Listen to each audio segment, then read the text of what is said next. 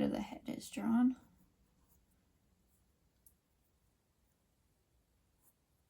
And she has a little bit of her bangs she retains in this form, not much. Get these, finally the big old bat ears are complete. And they hook down on her jaw. She got these because that's a thing I like to. 3-pronged ears. Some details in the ears. Both ears are going to have the full webbing now. We're going to get this unruly mane going. Middle of her chest is that jewel. Big old clavicle attached up here.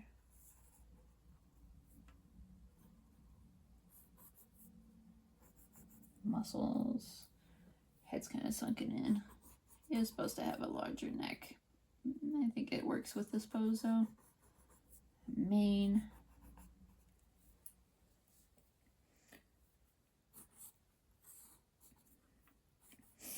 Big old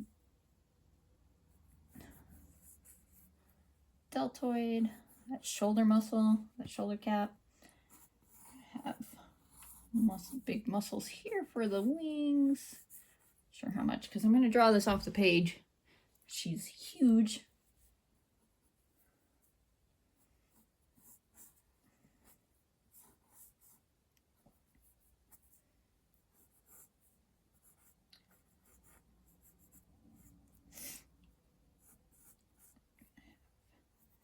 The end of that rib cage here, and that's going to go into those abdominal muscles.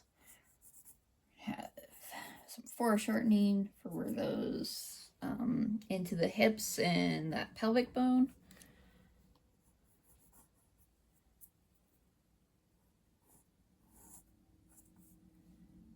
Get these in.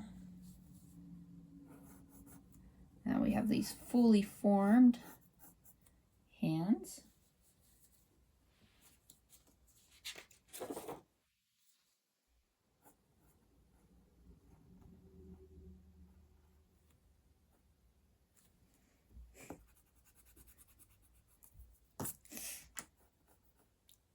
I have to figure out how I want to draw.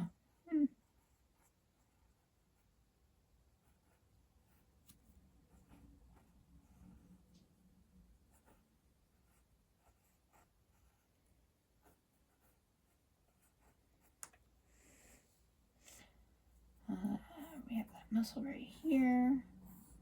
Do this. Maybe I will drop this hand down. That might be able to touch the floor.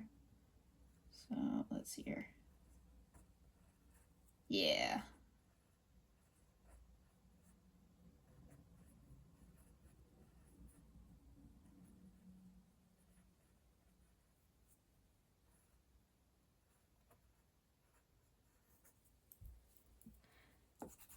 Oh, I like how that came out. I'm going to change this one a little bit.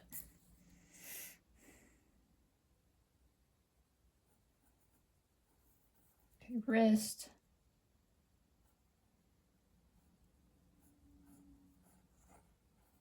Hand, flush of hand.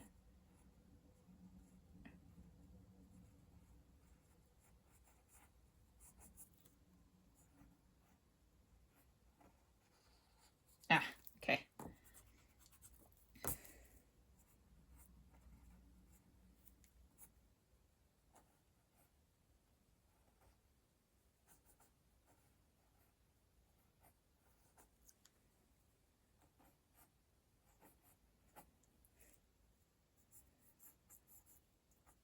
Oh yeah, there's going to be a rock here. That makes more sense. Same here. We're on the move. Okay, and then where that knee was, does mean we can't see this as well. That's okay. I can draw through things to help illustrate this point.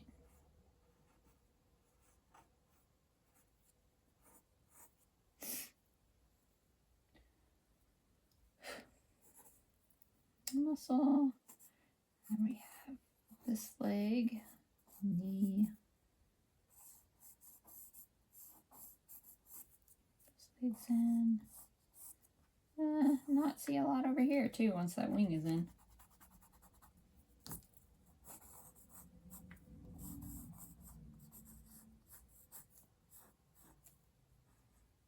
We have a thumb on here. I'm going to draw everything going this way. We're running out of space over here. I did not plan enough.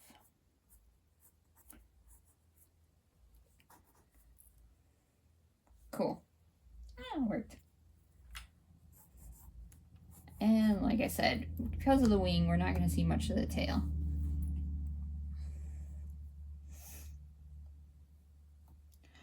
We're not going to see much of that forearm with this one.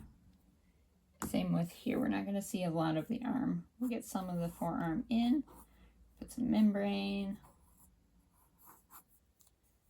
We're going to have membrane attach all the way here, and then it disappears behind this fingers.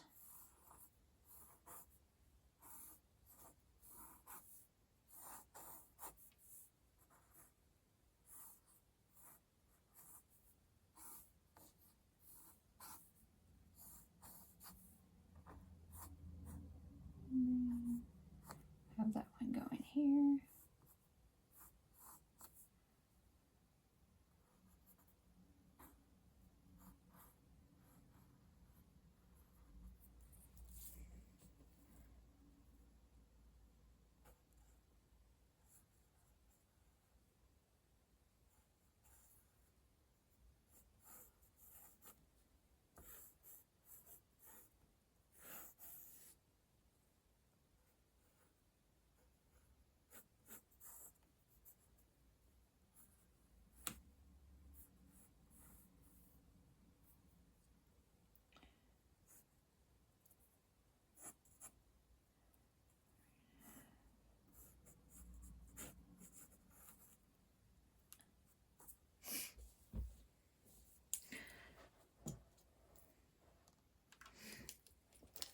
All right, and then there's monster. So to look through these, I will put them in order.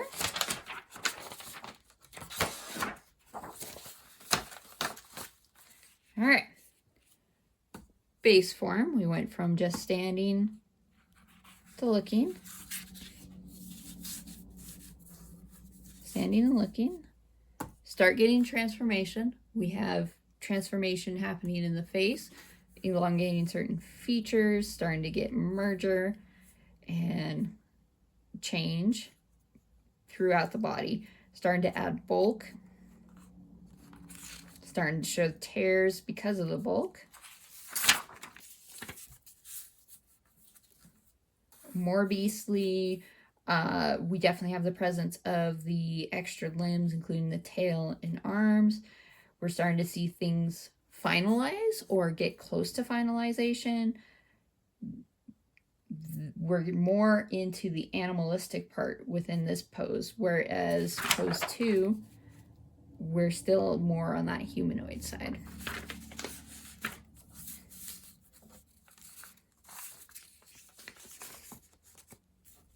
And then finally, our final pose, our monster.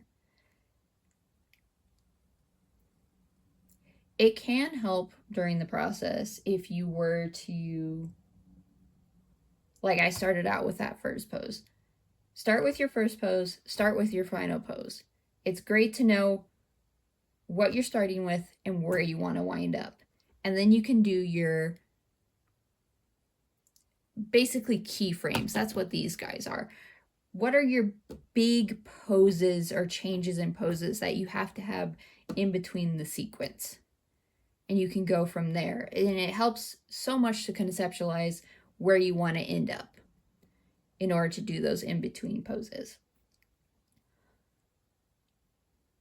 Final thoughts or words I would give. Transformation art takes some time. It has some overlap with, you know, comic book stuff because it is a sequence. You are making a sequence, even if it's not panels or a complete or long story compared to a comic. Even, I would even say animation, because you are making key frames when you're going through this process. Technically, if this was more in line with it, because I have this light table, I could go back and I could put in-betweens and make this smooth transition. But I personally like quick and dirty transformation like this, where I can do a couple poses and you can see the process from point A to, you know, in this case, point D, because I have 4. All depends on what you're comfortable with and how many poses you personally want to draw. I'm a 3 to 5 pose person as far as when I do sequence art. 4 I think is interesting because we never really have a perfect in-between. If you get an odd number or do odd numbers for poses, then you have that perfect what's halfway. I find if I do an even number, I get a little bit more of a challenge because I will never actually have that perfect halfway. This has been Flair of Dragon Fox Theming, and I really appreciate your time. If you guys have any questions about this process, feel free to comment or tag me in the ShifterCon Discord. I'd be happy to answer or address anything. Thank you for watching.